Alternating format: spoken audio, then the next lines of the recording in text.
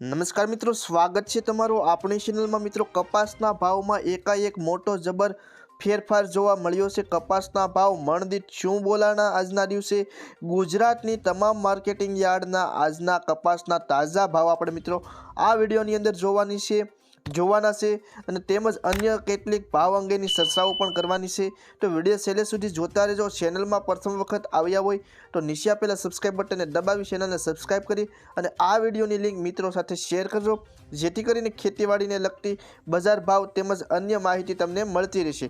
તો ભાવની શરૂઆત કરીએ તો મિત્રો સૌથી પહેલાં આપણે સાવરકુંડલા માર્કેટિંગ યાર્ડની વાત કરીએ તો સાવરકુંડલા 1300 થી 1450, કાલાવાડ 1300 થી 1459, હરસોલ 1325 થી 1465, ધારી 1005 થી 1431, જોટાણા 1236 થી 1400, વિરમગામ 1251 થી 1475, આંબલિયાસણ 1392 થી 1395, ડોળાસા 1180 થી 1430 રૂપિયા, હળવદ 1250 થી 1511, રાજકોટ 1312 થી 1496, વડાલી 1350 થી 1532, જેતપુર 1047 થી 1451, હિંમતનગર 1340 થી 1481, જામજોધપુર 1300 થી 1461, અમરેલી 900 ને 892 થી 1483, વાંકાનેર 1200 રૂપિયાથી 1450,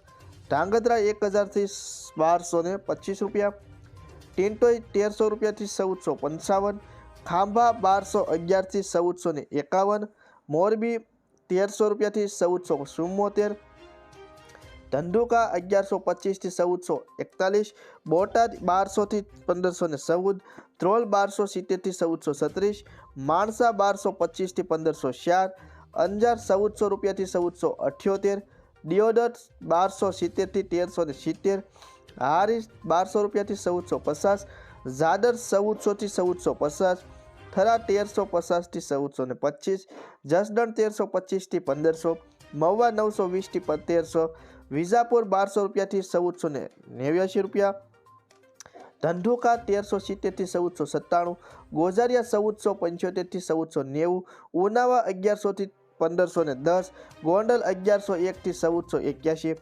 જામનગર 1000 થી 1450 રૂપિયા, સાણસમા 1091 થી 1360 રૂપિયા, પાટણ 1200 થી 1500, તળાજા 1306 રૂપિયાથી 1432 રૂપિયા, કડી 1326 રૂપિયાથી 1495, સિદ્ધપુર 1261 થી 1512, વિસનગર 1250 થી 1519।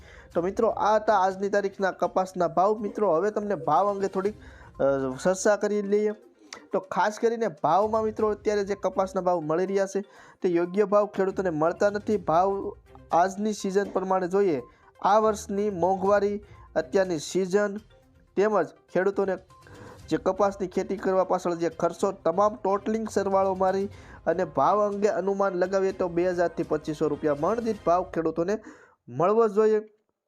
તેમજ મગફળીના ભાવ પણ આ વર્ષે ખેડૂતોને યોગ્ય મળ્યા નથી।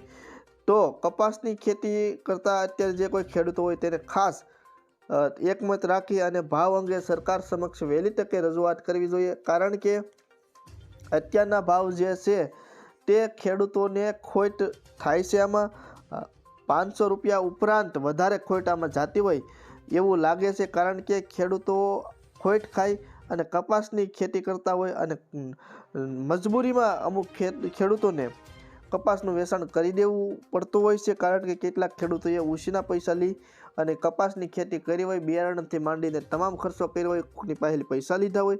તો આવા કેટલાક ગુજરાતના ખેડૂતો એવા છે પણ જેને મજબૂરીમાં કપાસનું વેચાણ કરી દેવું પડતું હોય છે। તો ભાવ અંગે સરકારશ્રીએ પણ ખાસ આવશ્યક પગલાં લેવા જોઈએ અને અન્ય દેશોમાંથી કપાસને ભારતમાં લાવવો ન જોઈએ। ભારતમાં જ તે જે કપાસની ખેતી થાય છે, કપાસનું ઉત્પાદન થાય છે, એનો જ તે અન્ય રીતે આપણે કાપડ બનાવવાથી માંડીને તમામ રીતે જે કાંઈ માં કપાસનું જરૂરિયાત પડતી હોય એ તમામમાં મિત્રો સરકારશ્રીએ ખાસ ધ્યાન આપી અને આઈનો આપણા દેશનો જ તે કપાસ હોય એનો ઉપયોગ થવો જોઈએ, એવી રીતે આવશ્યક પગલાં લેવા જોઈએ, જેથી કરી અને યોગ્ય ભાવ ખેડૂતોને મળી શકે। અન્ય વર્ષની સરખામણી કરીએ તો આની 2024, 23, 22 જે આ 3 વર્ષની સરખામણી કરીએ તો એના કરતાં પણ આ વર્ષે કપાસનો ભાવ હાવ નીચો ગયો છે। તો ખાસ સરકારશ્રીએ આ વર્ષે આ જે કપાસનો ભાવ છે એના વિશે ખાસ ધ્યાન દોરવું જોઈએ। કારણ કે જો અત્યારે ખેડૂત મિત્રો કપાસની ખેતી કરતા હોય એ ખેડૂતોને માત્ર ને માત્ર કપાસની ખેતી તે થાય, અન્ય પાક એના પછીનું પાળું આપણે જેને કહીએ ન લઈ શકાય, માત્ર ને માત્ર કપાસની ખેતી થતી હોય છે। તો કપાસની ખેતીમાં એક તો ઉત્પાદન ઓછું થયું હોય, સાથે કપાસના ભાવ પણ હાવ ટળી ગયા હોય, તો ખેડૂતો બિચારા જાય તો જાય ક્યાં, કોને ઓલું કરે। તો ખેડૂત મિત્રો હવે ખાસ એક તો વિચારવા જેવી વાત છે કે તાલુકા લેવલે એવા સંગઠનો બનાવો કે કોઈ પણ ખેત પેદાશોના ભાવ નીચા જાય તો આખું સંગઠન સરકાર સમક્ષ ગાંધીનગર કે અન્ય જગ્યાએ રજૂઆત કરવા જાય। આવી રીતે મિત્રો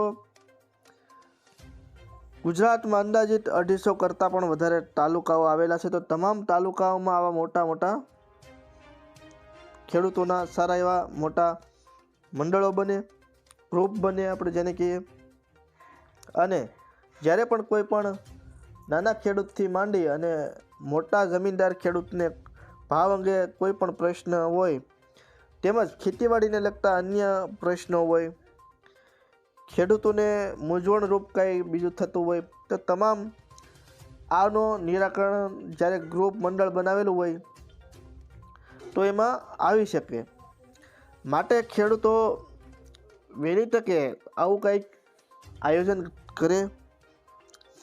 અને રહી વાત મિત્રો અન્ય પાકની, તો અન્ય પાકમાં પણ અમુક ખેત પેદાશો છે એમાં યોગ્ય ભાવ મળતા નથી।